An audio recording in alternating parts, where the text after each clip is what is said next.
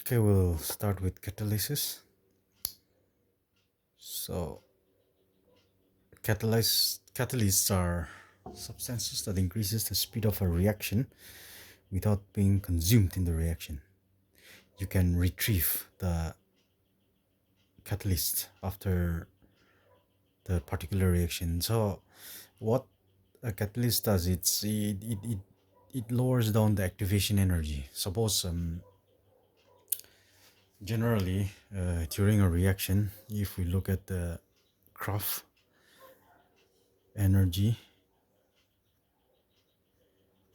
versus say time or concentration. So during a reaction, the reactants react to give us products. So this is the products, these are the products, and these are our reactants. Now this point is called the activation point or transition complex.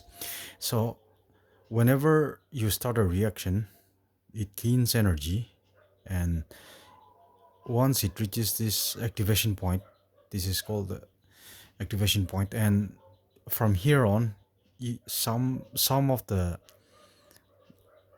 complex will go on to give the go some of the complexes will form reactants back, and most of them, once it crosses this energy level, it goes on to give us the products. Now what a catalyst does is it lowers down the this activation energy. So it speeds up the reaction, because now, since the activation energy, the energy to pass this activation point is lesser, so more of the reactants can go on to give us products uh, in a speedy manner. It speeds up, basically it speeds up the reaction. The phenomenon of increasing the rate of reaction by a catalyst is called the catalysis. Now there are two types of catalysts: homogeneous and heterogeneous. Now,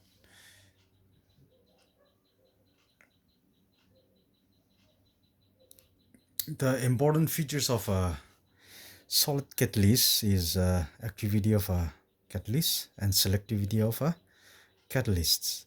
So,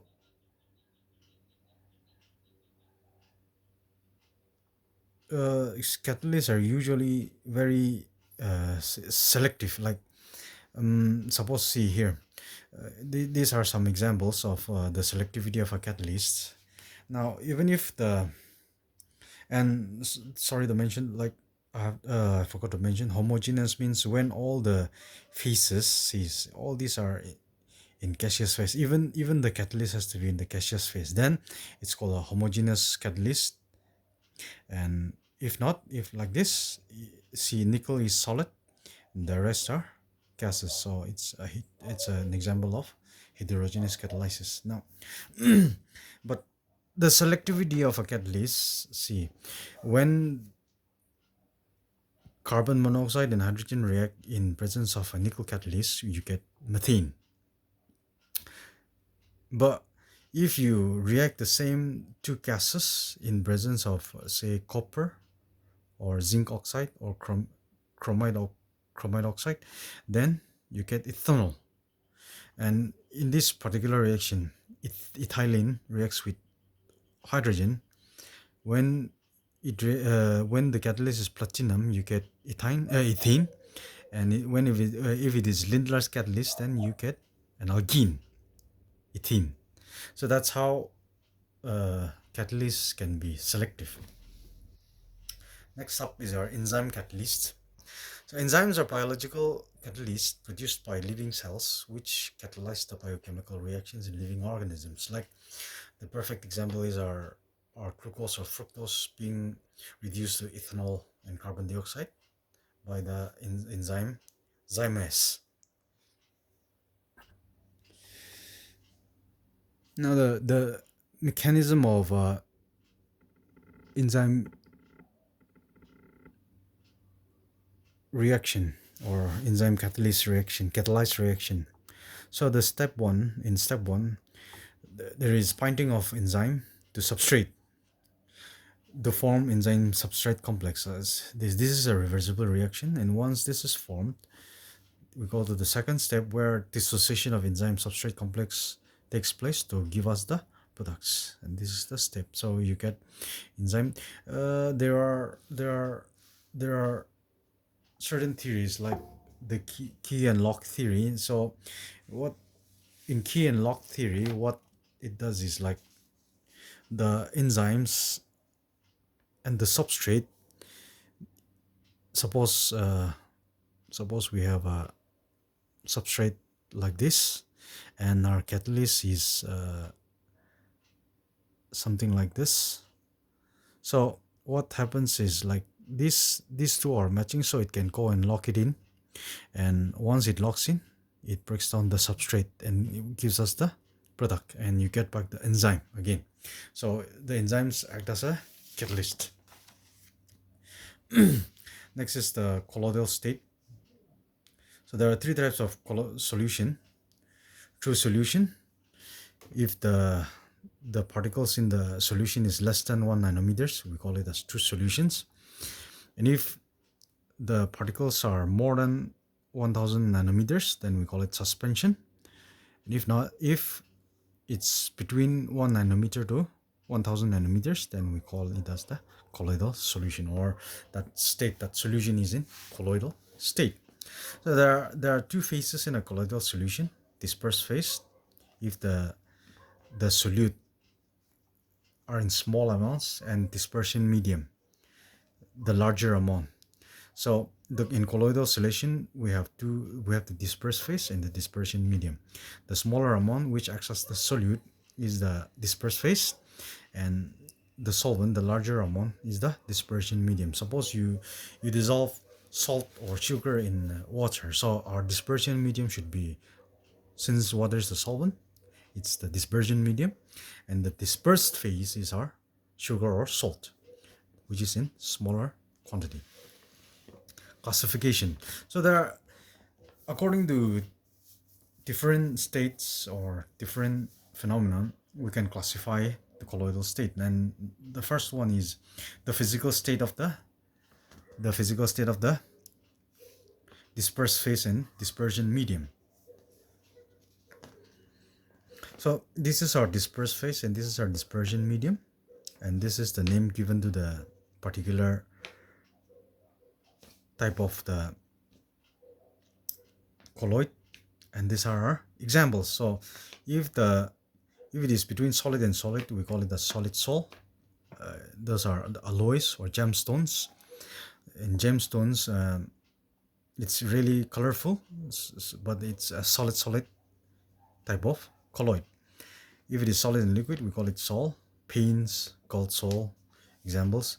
Solid gas, we call it aerosol. Smoke, dusts are examples. Liquid, we call it gel. Jelly, butter are examples of liquid solid dispersion or colloids. If it is liquid, we call it emulsions. Examples are milk and medicines. Liquid and gas, again aerosol. There are two types of aerosols. If it is solid and gas, we call it aerosol. Liquid and gas also, we call it aerosol. And if it is liquid and gas, then we call it mist and fog. The examples are mist and fog.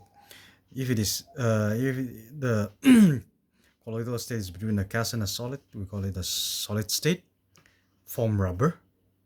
Example is, if it is gas and liquid, we call it simply foam. And the examples is soap leather and froth. So those are examples of a gas liquid colloidal solution.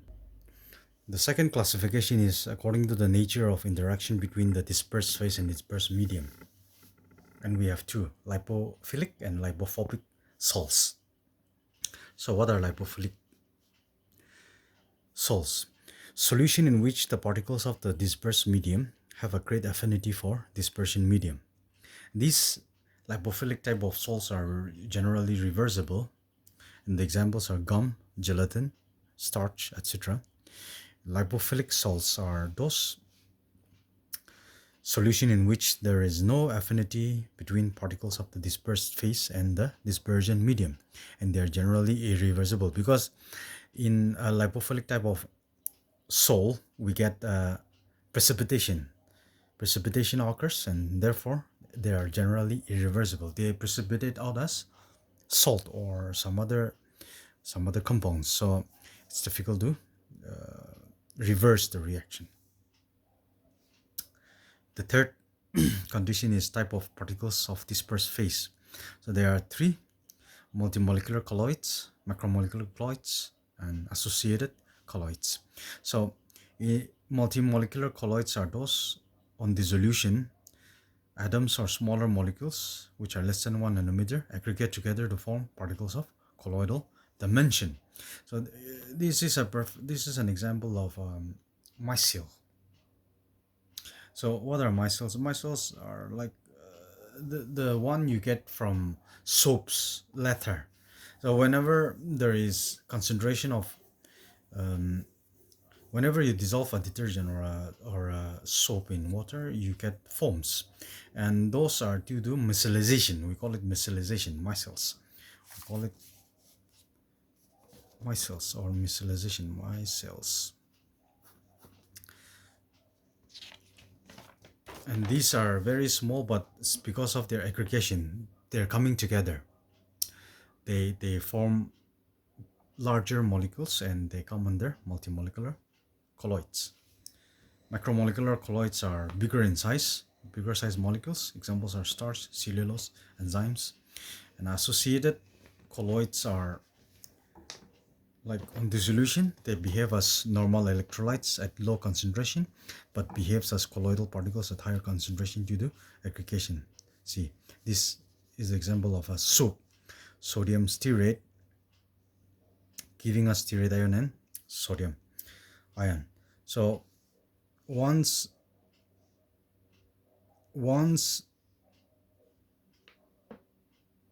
the dissolving starts, they behave as normal electrolytes, but on larger concentration, they aggregate to give you micelles.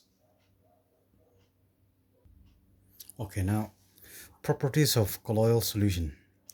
So there are some the physical properties includes heterogeneous character. The colloidal solutions are heterogeneous in nature, consisting of two phases, the dispersed phase and the dispersion phase. They are stable in nature. They're quite stable because of the heaviness of the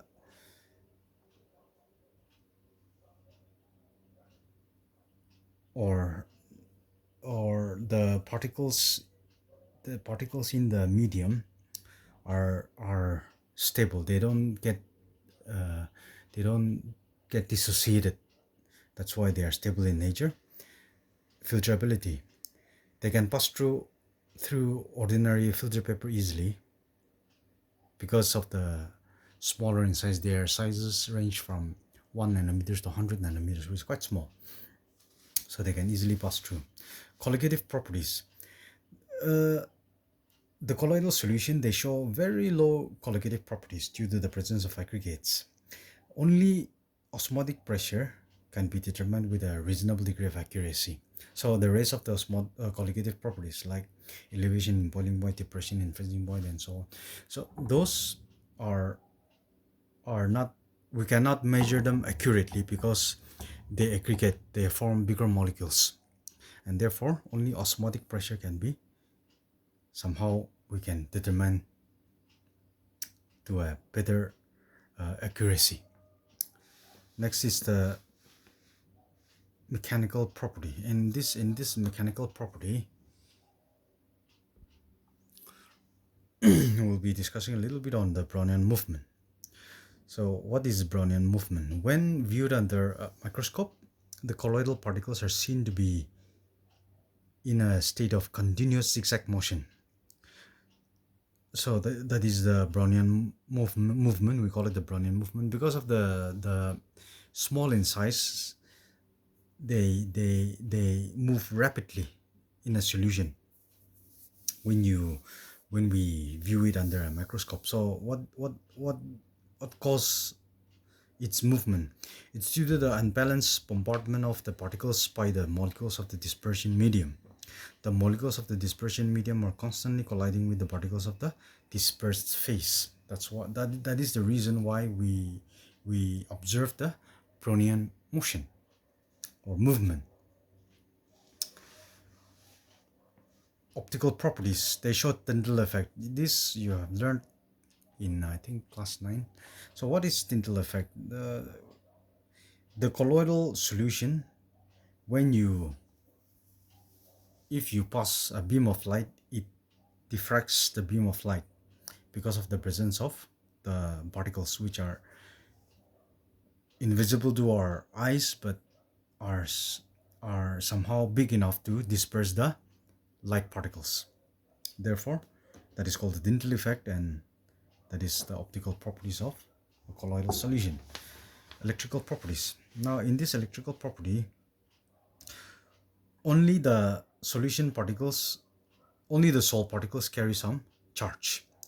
The electrical properties are due to, number one, electrophoresis, the phenomenon of movement of colloidal particles under an applied electric field, and electroosmosis, the phenomenon of the movement of the molecules of the dispersion medium under the influence of electric field when colloidal particles are not allowed to move. So those are the electrical properties. So next up is our coagulation of colloidal solution. Now, the phenomenon of participation of a colloidal solution by addition of excess amount of electrolyte is called coagulation of colloidal solution. It's called flocculation also. And this flocculation or coagulation can be determined by Hardy-Schultz rule. So Hardy-Schultz rule states that greater the valency of the active ion or flocculation ion, greater will be its coagulation power. So depending on the valency of the active ion, we can determine whether the flocculation or coagulation of a particular colloidal solution will be more or less depending on the valency. Now, gold number. The minimum amount of the protective colloid in milligrams required to just prevent the coagulation of a 10 ml of a given gold solution when 1 ml of a 10% solution of sodium chloride is added to it. So that is the gold number. So this gold number is used to determine the coagulation. So whenever you dissolve a 10% of a sodium chloride solution, add 1 ml of it to do a solution of gold sol, you can prevent the coagulation, aggregation of the gold particles in a particular solvent, and that's the gold number. Emulsions. Colloidal solution in which both the dispersed phase and the dispersion medium are liquids. So we call them as emulsions. We've just discussed it. And other emulsifiers, substances which are added to stabilize the emulsion, are called emulsifiers. So I want to show you the enzyme substrate binding in lock and key model. So suppose our enzyme catalyst is, the shape is like this, and the substrate. So whenever the enzyme finds a substrate that can fit into it, then it fits like a lock and key. So you get the enzyme substrate complex, and once you get the complex, the substrate gets broken down, and we get the products, and we get back the enzyme catalyst. And this one again will find another one which will fit inside this enzyme, and then the process will go on and on and on. So that's what I wanted to show you in lock and key model. So that's about it for this chapter.